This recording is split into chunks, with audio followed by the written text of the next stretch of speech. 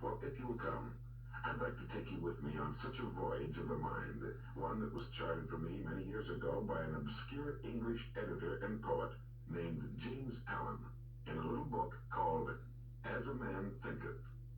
Now, James Allen, although he published 17 books, one of which has appeared in at least 10 editions and sold over 1 million copies, is not a famous man.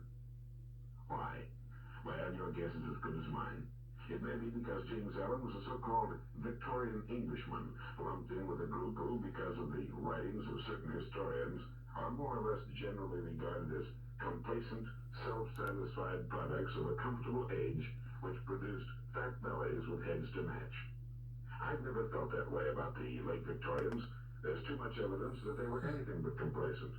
I think they considered themselves running scared, just as we often do. They didn't have an H-bomb, but they did have a population explosion and a rush to the cities. Their population increased more than a third in the last generation of the 19th century, and their cities almost doubled. So great was the tension, nervousness, and social upheaval engendered by the rapidly changing times that the government created a special commission on lunacy, and there was a rash of quasi-religious movements, the kind that almost always flow into the vacuums of